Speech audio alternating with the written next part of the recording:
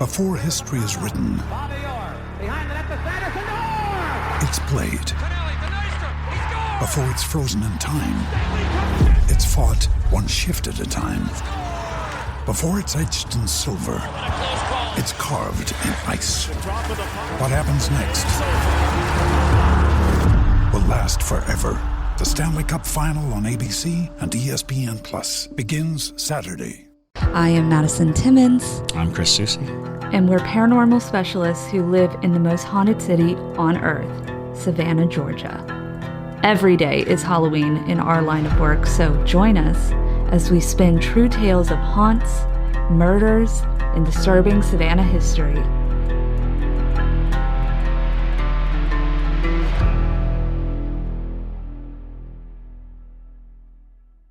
I'm Madison. I'm Chris. And welcome to the most haunted city on earth. Hello, and welcome back to another episode of The Most Haunted City on Earth. My name is Madison Timmons. I'm Chris Susi. And my back hurts, and that's Patrick. Oh, my God. Back trick? Back trick. Yeah, that's why I'm standing right now. Jingles! Jingles! It was jingles. Did it feel like a small sword was stabbed into your lower back? Actually, yeah. Jingles? Exactly like that. Was it jingles or scoliosis? One will never know. Never know. Well, I mean, we have some pretty good idea. It's definitely jingles. It's definitely jingles. Yeah. Jingles did open up a massage parlor recently. JT, did you go? No. Oh. Yeah. I didn't do that. Oh, you should have. That's why he stabbed you in the back? Yeah. He's like, you didn't come to the grand opening. Does your back hurt? Because I can fix it. I can fix that back. Well, he started out as a chiropractor, and then that just didn't work out. Now he just runs up and down your spine. Yeah. This has gotten out of hand. I know. I don't even know what to say anymore. Okay. It is a special day. It is. It's a special day. Why is it a special day? It is our lovely Debria's, our editor. It is her birthday. Birthday! Yay! So we should probably sing happy birthday to Bria. I agree. All right. Excellent. A one. A two. A skiddly diddly do. Okay. Happy birthday to you. Happy birthday to you. Happy birthday, dear DeBrudels. Happy birthday to you. Yeehaw! We hope you make it to another one after the Conjuring House. Yeah. That's her birthday gift. She's going to love it. True. She's going to love it so One year much. closer to ghosts. Ooh. 1 foot in the grave. It's Lord. That's a little closer. Put it off a little. I can tell you right now, she's cutting this, and she's like, I can't stand them. No, this is her face. I have a family. It's true.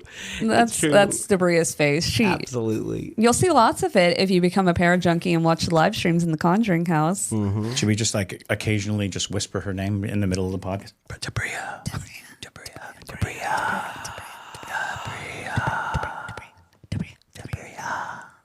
Okay. All right. Let's move on. You need to cut it, Jay. By the way, if you hear a whispery Debria anywhere in the podcast, it's not us. for you. It's not ghosts. You don't have to like, oh, we heard a voice. No, it's us. We're Debriaing. It happens a lot, though. People on YouTube, especially, they'll be like, 1321. Yeah. There is a movement. That can was not where it was before. And it's true. Yeah. That's the thing. They Yeah, got it. y'all be freaking us out because Yeah. these things are happening behind us. Luckily, we have a We do brick not wall pay now. any attention, to any of that anymore. It was a lot worse when we had a massive Yeah. space behind us. And there's 20 feet of open space for demons to gather, conjugate, and move cans. Yes. Now, before we get into today's episode, which I haven't even told you what it is, we're doing a From One to Wicked. Yay. Ooh. One to yeah. Wicked. It's been a while since we've done it From One to Wicked, and this particular entity was brought to my attention because of the fact that if y'all are up to date on your episodes, like vaccines. It's just like, if you're up to date on your episodes, then you would be prepared for today's episode. But you better inoculate yourself against these ghosts. Exactly. Let me tell you something. They're coming for you. They're coming. So this one was inspired by the Gatlinburg mountain madness creature that we were sent in. Yeah, you remember that? JT, show him a photo. Hold on. Actually, I can It's show. the one that was taken at the moving car. Yes. Debria will insert it For those of you. Yeah, people watching on YouTube. Apparently, the image is... It's the one where sword? Oh, sword. Yeah. Yes. Okay. Yes. Yes. And Hey, so... just say sword. Right. Sword hand. Well, Sword hand. so we were close, but I think we might have an identification of this entity. So one of our parajunkies, Radar, used to live in Gatlinburg. And she saw the TikTok of the photo and she goes, wait, I heard a story about an entity called Spearfinger. It's a Cherokee entity from Cherokee folklore. And she was like, it has its spear finger on its right hand. And it sounds like exactly what everything she had heard of this entity sounds exactly like what she was seeing. And so I started doing some digging and I think she might be right. So we're going to... the skinwalker of the Cherokee. Yes. Because it's a shapeshifter, isn't it? It is. It is a shapeshifter. So here's a nice offering for all of y'all. We're going to be rating Spearfinger on a scale of 1 to wicked. Bum, bum, bum. Bum, bum. So let's 1 see. to wicked. Oh. Now, let's see if it bleats. It bleats out. If it bleeds, it can be killed. No, let's see if it beats out Bloody Mackenzie because we've had a Mackenzie. really hard time beating that man. I mean, he is the most evil, I believe, right? Like he's a 9. Yeah, he's a 9. He's a 9. That we've covered. Nothing's gonna beat a 9. No, and I don't think. Well, it's I still don't even hold him in the top 10 of the scary things in the world. What? I don't. He was scary in life and in depth. Right. So I still don't hold him in the top 10. I think you need to go. I think you need to go and you need to feel This that. is JT's whole personality. Like, this is everything. That's because JT has a very milquetoast experience with scary things. Milk toast. Don't tell the Aquarius that. He is not milk or toast. I am not. He's milk rushing us to the Conjuring house. Damn straight. Ushering us in. Now, Spearfinger, I will say, I definitely think it's going to beat the Squonk, which got the... That is a low bar to set. The poor Squonk got like what? Like a 0.5? Yeah, Yeah. and that was mostly sympathy. Yeah, or it would cry itself to death. We feel sorry for it. Yes. Now, okay, well, let's get into the Spearfinger. Let's get to Spearfinger. All right. And mind you, I'm not going to even attempt to try to know that I'm pronouncing its official name correctly. That is fair. It is So- a lot of vowels. It's a lot of vowels, and I just know I'm butchering it. But Spearfinger was known as Untulunta in Cherokee legend, and is a figure from the folklore of the Cherokee people, particularly in the southeastern United States, including areas around Gatlinburg, Tennessee, which happens to be where that photo was taken.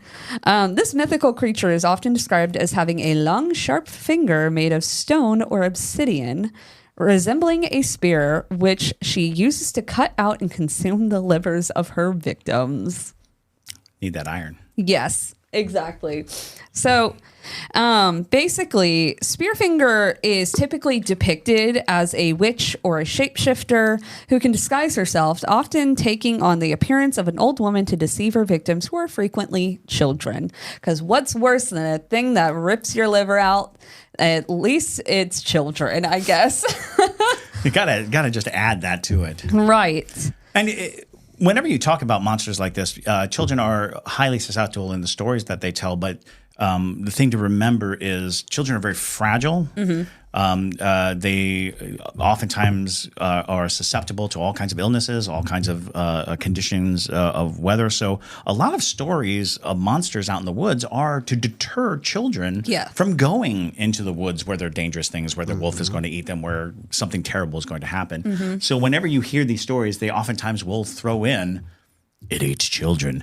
And I really do believe that that's culturally an attempt to protect children from the dangers of, the big bad wolf was a big child eater for, so many stories. But it was more, there's just probably some really nasty people out there. And we didn't really even accept that until the mid 20th century. We didn't really think about like predatory humans. Right. Or if we knew about them, we turned them into monsters. Right. Yeah, everybody was like, up until like the 80s even, we're like, yeah, go out into the woods, have fun, walk to school by yourself. If somebody comes at you in a van, beat them with your massive textbook. Right, exactly. It's like, get the candy first, but then swing on them. All right, so I started a poll on the live stream, and we have 9 to 10 ultra evil and scary, 6 to 8 pretty dang evil, 4 to 5 averagely evil, and 1 to 3 squonk level. Yeah. So those are those. Yes. Yeah. So I will let y'all know. Squonk baby. Squonk baby. I'll let y'all know at the end of this what the Parajunkies. We need a thermometer that has that on it. Oh, that's cool. Yeah, we should. Yeah, I like that. You can throw that image up. Yeah, no, that's good. Yeah, and it's just the image of Squonk at the bottom. Canva has them. Oh, yeah. It's easy. Exactly. You can have the Squonk at the bottom crying and Bloody McKenzie at the top laughing. Oh, yeah. Yes. So that's going to be a poll for the Parajunkies. So I'll let y'all know at the end of the episode what's going on. Alrighty. Sounds good. So she is also known as, again, excuse my butchering of this very long word, Nun Yuni, which means stone dress, for her stone-like skin. And also, oftentimes, she is depicted of wearing a big black cloak. Very interesting, comparing the image. That is really interesting, too, because when I was in South America, I was in Bolivia. And in the mountains, the indigenous people of that region had rock creatures that disguised themselves as boulders and rocks. And, their skin was rock-like. Ooh. So I'm wondering if it's because this was in the Smoky Mountains, because it's a mountainous region, if they weren't like, this is, the way they're disguised. This right. is, where they hide in plain sight. That's really That would make sense. She also is often seen clutching her right hand tightly because she is hiding her heart, and that is her only weak spot, which is her right palm. So... Interesting. That too is a very interesting thing. Misplaced heart is common among lots of stories. In fact, famously, the mountain range, the story is that the giant hid his heart, and he kept it a super secret where he had hidden it. And the quest was to find his heart, and it was like so far away in the deepest, darkest well inside of this thing, because the susceptibility and the way we defeat these creatures is always the heart. Right. And so these creatures being able to move the heart from where we expect it to be to some place we don't expect it to be preserves them. It's a protective measure. And that's you really got to interesting. get past her obsidian knife The finger. knife hand and stone skin, and and so the palm of your hand, you could just close it. And that's why she's often seen. If you Google images of her, it's literally just her like, and that's the noise she makes, which is basically an indictment of dating in the modern era. Because it's a catfish. You protect your heart with this long, sharp, pointy thing. You can't get close to me. You can't get close to my heart. You can't. You have to get past my obsidian pokey finger. Anyways. Obsidian poker. So Spearfinger, being made of stone, sounds like thunder when she walks, crushing rocks into the ground when she steps on them. And her voice echoes down the mountains to the Cherokee villages and scares the birds of the forest away, which the people have traditionally seen as a warning sign. That's interesting. I wonder if that is an explanation for thunder with no rain, or when thunder would happen in the mountains, because there's a lot of different pressures that happen in mountains that can cause like sheet lightning and things like that to come from out of the blue, and rolling thunder coming around a mountain. That might be them going, oh, Spearfinger. That's also, Spearfinger. If you ever see a bunch of birds fleeing something, it's probably best to listen to them. Oh, yeah. Pay attention to the animals. Yeah. Listen to your pets. Listen to your pets and your birds and your trees. Right. Nature knows what's up. Exactly. So another thing to add to Spearfinger's dating or site, I guess, profile, Spearfinger in her free time enjoys walking the trail that joins Chilhowee Mountain and nearby Little Tennessee River. Oh, she likes long walks along the river. And she is said to have... And she's an Aquarius. She is. She is an Aquarius. And she is said to have also walked throughout the mountain range, around streams, and through the shadowy Nantahala River passes. The Cherokee say her favorite home is Whiteside, a thunder mountain. Oh, okay. So, but she is still said to roam all over the Great Smoky Mountains and Appalachia, because she has also been witnessed in portions of western North Carolina, which there have been lots of stories of stone and mountain entities. Absolutely. So not surprising. But basically, though, some other aspects of Spearfinger is that her sharp spear or knife is made out of stone or obsidian, but is said that she can cut through human flesh effortlessly. Oh, wow. And it doesn't leave a scar. Well, I don't know if you've ever seen an obsidian blade or an obsidian like spear tip or anything like that cut. It's insanely sharp. It is so sharp, and it just glides through. I've seen it cut straight through leather, just like... Exactly. And so here's some... so she is very predatory. And so... What? I know. No way. So Spearfinger's primary goal is to feast on human livers. And to add a gruesome and macabre aspect to her legend, the liver in many cultures is thought to be the seed of life or soul, adding a deeper symbolic meaning to her choice of organ. Okay. So that's true too. It's fascinating when you think about how many people, like for the longest time, the heart wasn't where love was. It was the liver. People believed that it was the liver that was actually in charge of things like love, emotion, high emotional, centered, where the soul seated itself. Fascinating. Yeah. That's kind of and everything passes through the liver that helps you function. So that's a pretty gruesome choice. I'm surprised the finger's not iron. I'm surprised it's obsidian. They wouldn't know what iron was. Yeah. I guess not. Yeah. Well, it sometimes is obsidian, sometimes it's stone. So, okay. Yeah. Heard that. But could have iron in it if it's stone. Yeah, but anyways, so in the autumn, Cherokee peoples have traditionally burned brush fires, and these brush fires have covered entire mountainsides so that the Cherokee could easily hunt the fallen roasted chestnuts. Spearfinger is known for being attracted to these fires, and in other seasons, Spearfinger searches for the clouds of smoke that rise from the valley. And sometimes she has caught victims when they wandered for a drink at a stream or picked strawberries near the village. Wow. So her most dangerous attribute is deception. She appears harmless and trustworthy, hiding her identity and powers while luring unsuspecting children. So in her story, sometimes she is an old woman and would approach along the trail where the children were picking strawberries or playing near the village and would say to them coaxingly, "Come, my grandchildren, come to your granny and let granny dress your hair." Wow. And when some little girl ran up and laid her head in the old woman's lap, because that's what you do, she wanted to be petted and combed, and the old witch would gently run her fingers through the child's hair until she went to sleep. And when she was finally asleep, she would stab the little one through the heart or the back of the neck with her long finger, which she had kept hidden under her robe. She would pith her.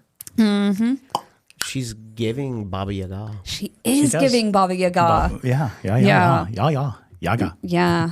Yeah. Now, then she would take out the liver and eat it. Yum, yum, yum, yum, Nom, yum, nom, yum, nom, yum, nom, yum. nom. Liver's horrible. It is. It's Yeah, but terrible. It sounds like she wants to be young Yeah. forever. Forever young. So the Cherokee have traditionally been very cautious about strangers and were suspicious of those who wandered off alone. They could come. They could come back as the liver eater in disguise, because that is something that she can also do. There are many tales of her deception, including her trick of turning into her victim and hiding the body and going into the victim's home to wait until the parents left or the family was asleep to take all of their livers. Wow, she's evil. Yeah. All right. She's gonna Yeah. rank, she's gonna rank She's pretty doing high, yo. the dodo or cuckoo. The Yeah. cuckoo. Dang. That's insane. I know. That's wild. And parents warned children not to go into the forest alone because Spearfinger waited for them and made sure that they knew she would appear as grandmother or their favorite aunt. So hunters. No, that it's interesting because this sounds more like glamour Yeah. than it does shape-shifting. It seems like she's using an illusion rather than actually turning into the person. You know what I mean? Interesting. Yeah. From the sounds of it, it's not she can transform herself. She appears as, and that's a big difference. There's a big, because there are lots of, throughout the indigenous populations and nations, there are these entities capable, actually around the world. There are the idea of the entity that can alter its appearance and look like different things, but some of them can only approximate humanity, while this is looking exactly like somebody, appearing to be, because when you first said grandma, I thought it was a blanket statement, but it sounds like It's she your appears grandma. as the family member grandma. Yeah. You're not just running up to some strange woman, Right. going, comb my hair. Yeah. It's like, oh, grandma. Yeah. What are you Sitting doing on the in side of the road, hiding your right hand. wanting to pet me? Weird flex, grandma. But okay. Okay. So hunters alone in the woods used to see an old woman with a strange hand, and she would sing her haunting song that frightened them, and the hunters ran stealthily back to the village. The Cherokee... I'd like to point out that this woman has mismatched fingers. Ooh. Creepy. Ain't playing. So the Cherokee claimed that Spearfinger stabs her victims in the back of their neck or through their heart, drawing out their livers. Spearfinger's attack is very quick, and when she steals livers, her finger does not leave a scar, and victims do not feel the wound. Several days after the unnoticed attack, the victims often become ill and die. She lets you suffer. Oh, wow. Infection. Without your liver and just rotting internally, basically, unknowingly. Oof. So, That's twisted too. yes. And it also shows a understanding of how the liver works. Yeah. Mm-hmm. Yeah, it does. Yeah, it does. And it sounds like Because, she's... it filters out toxins is its job. So yeah, that's especially creepy because how would you know? Right. And she wants you to suffer. She wants you to suffer. Suffer. So she actually has a male counterpart, but they're not dating and they're not related. Dating profile. Yes. Not associated with Stone Man. Thank you. So another stone legend on the mountain is called Nunyunwi, Stone Man. When Stone Man and Spearfinger pass each other, they sense their relation. But Cherokee legend says the stone beings know that they are enemies because they hunt for the same food, livers. Spearfinger acknowledged the other figure is a man because he sings his song about livers in a lower voice that shakes the ground. But Spearfinger is stronger than Stone Man. Interesting. Instead of needing to lift stones to build, Stone Man possesses, or Spearfinger possesses stronger powers. She simply uses her power to create bridges to other mountains. Oh, so she's full on magic. Now, here's the thing. This is what's interesting, is because there is a story of the death of Spearfinger, which I find compelling because there are still sightings of this entity. Like, if you do a deep dive into this, like if you do enough like scrolling into the ethers, you find a lot of people with photos and like things like that saying that, or experiences saying that they experienced Spearfinger. So I find this story interesting, and I wonder if there aren't multiple Spearfingers out there. Well, and also keep in mind that when you're dealing with folklore and with legend and with myth, death is oftentimes a part of the structure of the story. A lot of people don't realize that a lot of gods die in the stories. And that is because we recognize that the cyclical nature of our lives are reflections of the deities' lives. So you hear all these stories, but for as long as there's someone to believe it, for as long as there's someone to perpetuate the story, the cycle continues. So, dead gods can come back. That's a part of their existence. The idea of resurrection amongst gods is so commonplace that it is at the core of just about every religion on the face of the earth. And so the resurrection of Spearfinger might be a thing. But let's talk about her death. So the Cherokee convened a council to devise a plan to eliminate Spearfinger once and for all, and representatives from surrounding villages gathered to discuss the matter. Being aware of her modus operandi, they decided to create a trap that would lure her in. They dug a pit and camouflaged it with branches, and then lit fires in the usual way to harvest chestnuts, hoping the smoke would attract her as she searched for fresh livers. She just can't give it up. I know. As expected, Spearfinger saw the smoke and made her way on down the mountain, leaving a trail of destruction behind her. And disguised as an old woman and hiding her deadly finger under her cloak, she tried to trick the men into helping her. But when they saw through her disguise, they were unsure of how to defeat her. Their arrows proved ineffective as they shattered upon hitting her stony skin. Enraged, Spearfinger charged at the Cherokee, her sharp fingers slashing at them. Despite falling into the pit, the stakes lining its interior shattered upon contact with her stony skin, failing to pierce her. The tribe fired arrows at her, but they proved useless as she swatted them away effortlessly. In a moment of desperation, a titmouse, like the bird, came to their aid, singing "Heart, heart, heart" to indicate where Spearfinger's true weakness lay. However, the hunters mistakenly aimed for her chest instead of her hand, where her heart was hidden. As a result, the arrows did not harm her, but cut off the titmouse's tongue instead. Oh, wow. Yeah. From that day on, people believed that titmice were liars because of the incident, and the little bird flew back to the sky and never returned. Goodness gracious, what an unfortunate shot. Yeah. And then after that, though, the chickadee, like the other bird, revealed the secret location of the Spearfinger's heart. Hunters took aim at her right hand, which protected her heart and held the Spearfinger. As they shot an arrow at her wrist, separating her heart from her body, Spearfinger trembled with fear. She fell to her knees and then collapsed into a pile of stones, bringing an end to her curse. Now, Stone Man, who also fed on livers, heard the cheers of the hunters as Spearfinger fell, and he looked down from the mountainside and saw her right hand mounted on a post as a warning to him. However, he knew that villagers didn't know his weakness, so he ignored the warning and continued to hunt for livers and sing his song of war. So, well, heard that. Yeah. Stone Man's still out there. The Stone Man's still out there. So some moral lessons. The story of Spearfinger serves as a cautionary tale to teach children the importance of being wary of strangers and dangers of wandering off alone. But there's some symbolism. Her ability to disguise herself might symbolize the idea that danger can come from unexpected places and that appearances can be deceiving. But a wolf in sheep's clothing. Exactly. And her presence in the mountains and forests reflects the deep connection of the Cherokee people with the natural world, emphasizing respect and awareness of the environment. For sure. In conclusion, the legend of Spearfinger illustrates how folklore can serve multiple functions, teaching important lessons to children, expressing cultural values, and offering a window into a community understanding and interacts with how a community understands and interacts with the world around them.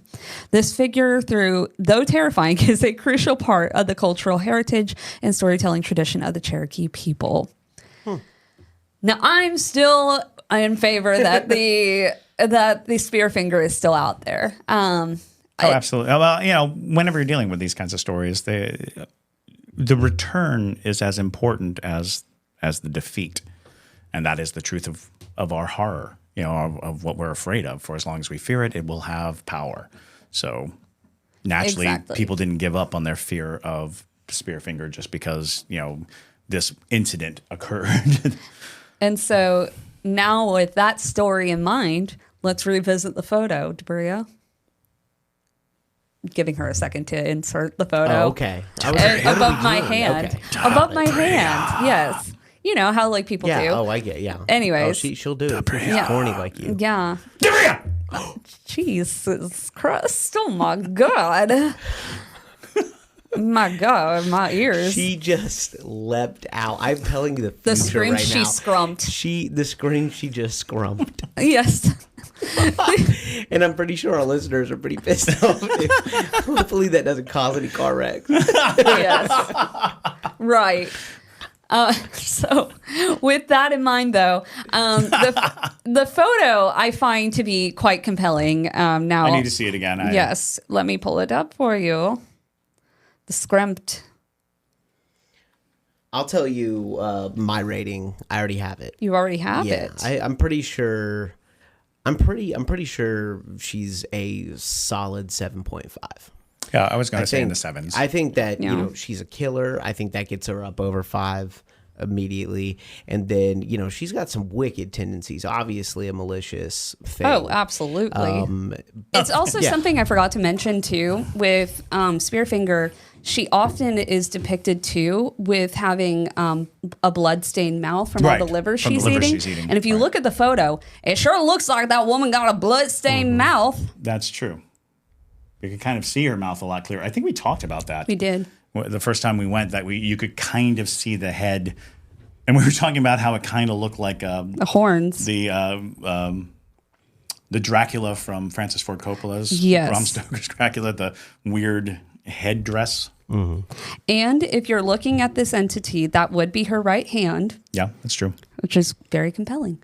I don't know. Maybe. I give her an 8 personally. Because I think if you're that malicious that you're going to go for, she doesn't just kill you and let you, die immediately. She does sometimes. But most of the time, she's like, I'm going to wear your skin and I'm going to go eat some more livers and you're going to suffer in the woods where I hid you for however long it takes for your body to shut down, Do its damn. Well, and there's the whole appealing to children by looking friendly and drawing them in, which is fascinating that is a story that we tell that, has a home in indigenous lore and is very common in European lore, is the kindly old woman who brings children, Hansel and Gretel's witch, Baba Yaga, which we brought up, this concept of, come children, come here, be here, here's a sweet treat. Let me pet your head. Right. It's personally, I think she is more malevolent than we're giving her credit for. Like, this woman's doing the most. Yeah. It's like it's the death story for me. Yeah, that's just it. But that's not uncommon in folklore. That's not uncommon in folklore. Not to mention, we have yet to run into a character who hasn't died, including Bloody Mackenzie. No, but y'all aren't getting my point here. Y'all aren't getting my point. The Spearfinger is something that could be just non-existent anymore, but we have Bloody Mackenzie, who is known to be existent. Yeah. That was why I said folklore. Okay. Yeah. But story to story, for sure, I can't cite that because story to story, Bloody Mackenzie could just be a bunch of smoke anyway. Sure. He might have been a horrible man, like Elizabeth Bathory. You tell the Elizabeth Bathory story, and people are like, "Oh yeah, she apparently, according to legend, just murdered young women and bathed in their blood." Yeah, like 600 of them, right? Right. Mm-hmm. Yeah. That puts her at a much higher scale, as far as I'm concerned. No, for sure.